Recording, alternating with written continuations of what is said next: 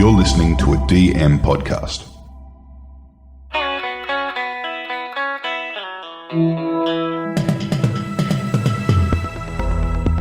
You're listening to the Betoota Advocate's weekly news wrap on Desert Rock FM 96.5. Don't waste your time on me. You're already the voice inside me. Welcome back to the Betoota Advocate radio show. As you can see, a couple of introspective white men here, kind of buoyed by the arrival of Blink 182. I'm white ethnic. No, you're spicy white is the actual politically correct term. But also, white ethnic basically constitutes everyone with the fucking... Well, no, not really. Well, the Irish count. No, they don't. Yeah, they do. No, they don't. JFK was the first white ethnic president of America. Why? And technically, Joe Biden's the second. He's Irish. Irish Joe, white, yeah. Irish is white ethnic. Irish. He's not very Irish when it comes guess to Palestine, but... Irish is POC. Irish are just the Polish of the English-speaking world. Yeah. Which means they fall under the English tree. They don't get the white ethnic thing. Sorry. That's Humanity's incredibly, worker ants. incredibly volatile. Fighting words, basically, is what I would say. How's everyone going? You're going to... Not too bad. You guys are going to Blink tonight? I went to Pink in Sydney last week. That was amazing. Was it? Piss down rain, though. It was, Did she do the backflips?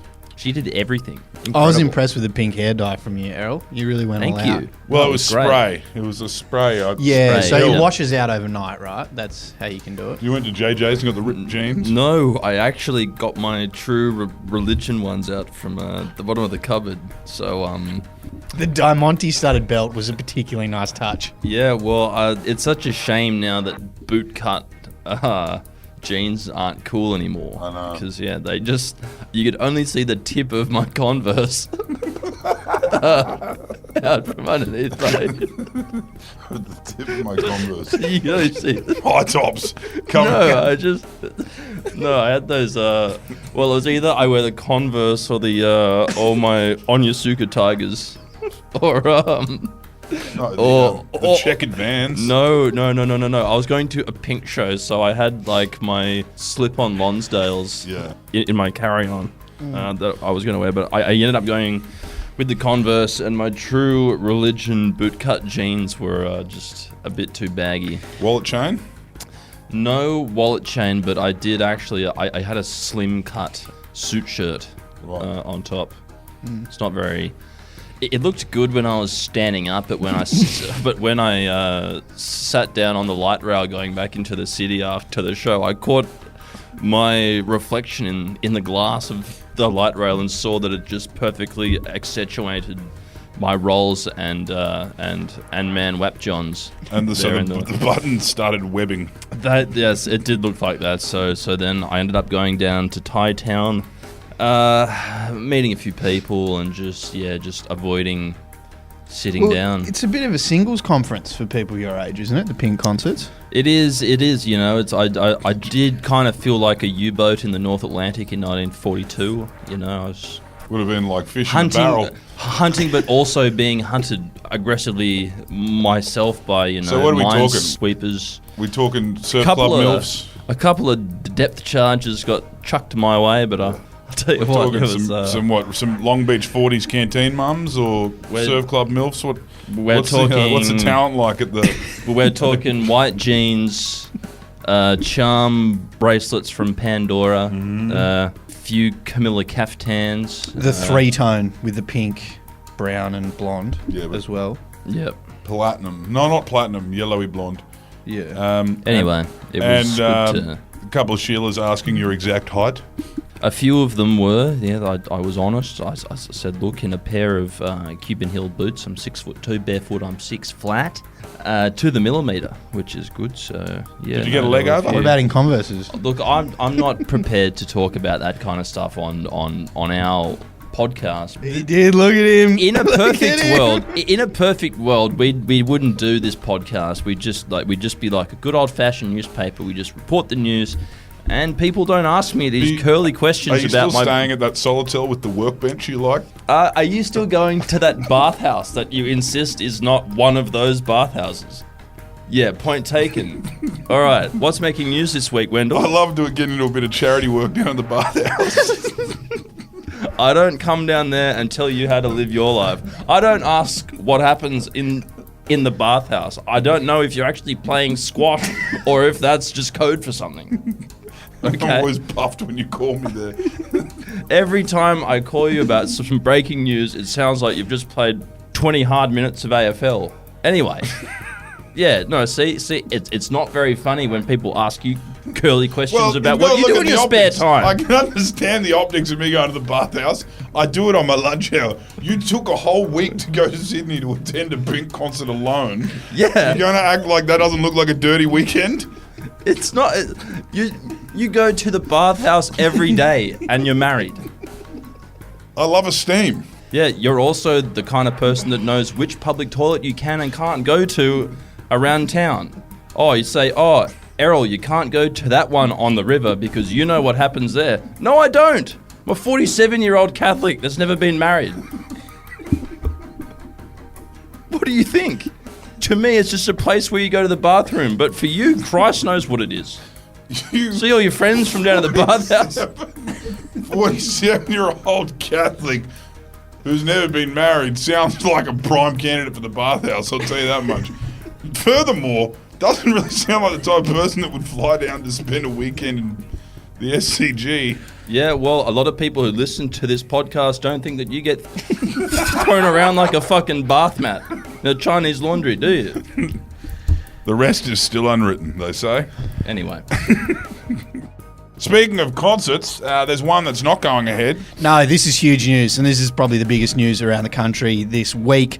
Taylor Swift has cancelled her Australian tour to spend the week celebrating with her boyfriend because she says football is more important. Yes, global superstar Taylor Swift has sent shockwaves across the nation this week after announcing that she will no longer be coming to Australia because the biggest name in music is said to be cancelling the tour in favour of having a week-long bender with her boyfriend Travis Kelce, whose team, the Kansas City Chiefs, also known as the Taylor Swift's boyfriend team, won their third Super Bowl in their match against the 69ers from the homeless epidemic capital of San Francisco. Yeah, the pop star is citing her busy workload and Australia just being so far away on the other side of the world.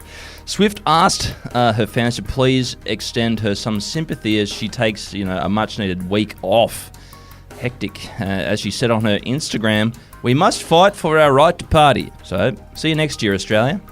Maybe. I also reckon that Aussie dollar's doing her any favours coming all the way over here. Oh, let's be real. It's about the fans. She's having meetings with Joe Biden ahead of the election. As part of the PSYOP, her and Travis are running in the deep state. So they're just organising the next kind of few months ahead in terms of the election process and all that sort of stuff. She's not going on a bender with Travis.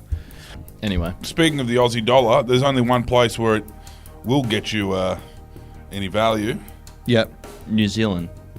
No, our neighbours to the north. Yes, Bali. The island nation of Bali. Mm-hmm.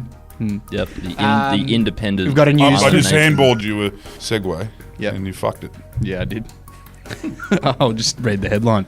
Overexcited Penny Wong begins looking up Bali flights after creating Albo's Bucks group chat. Yes, some big news in Canberra this week with Prime Minister Anthony Albanese taking a knee on Valentine's Day. Albanese proposed to his partner Jodie Hayden after a lovely Italian meal on Wednesday night and has set in motion a major chain of events. Yes, that's right. Foreign Minister Penny Wong has today taken charge of organising Albo's Bucks party, collating a group of politicians, musicians and notable mates that Albo kicks around with. She's told us it's the likes of Jim Chalmers, Nick Cave, Russell Crowe, and they're looking to book out the grand final long weekend because they're heading off to Bali for a bucket load of bintangs.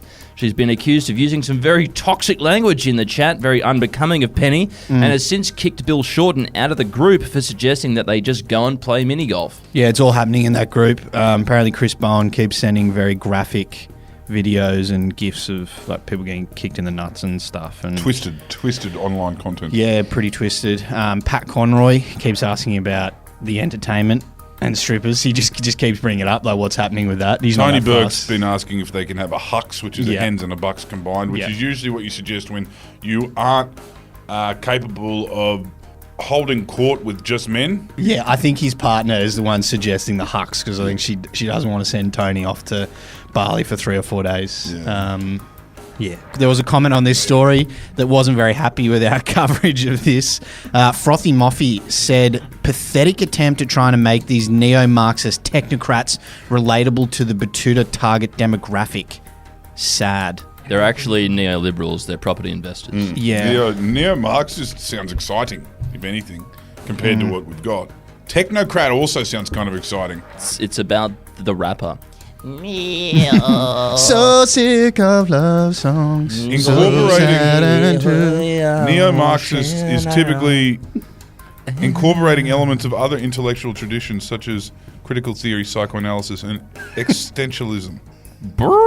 Anyway, what else is making news, Wendell? We're going to stay with politics, and a female MP has revealed that she's looking forward to getting shit-faced at work and passing out on the street because she knows there will be absolutely zero consequences for her behaviour. The federal member for our bustling inland port city has told The Advocate this week that she's looking forward to making the most of her newfound freedom. Normally quite a prim and proper politician in the public eye, the member for Remienko has said the Barnaby Joyce saga has prompted her to let loose every once in a while now. Yes, as she explained.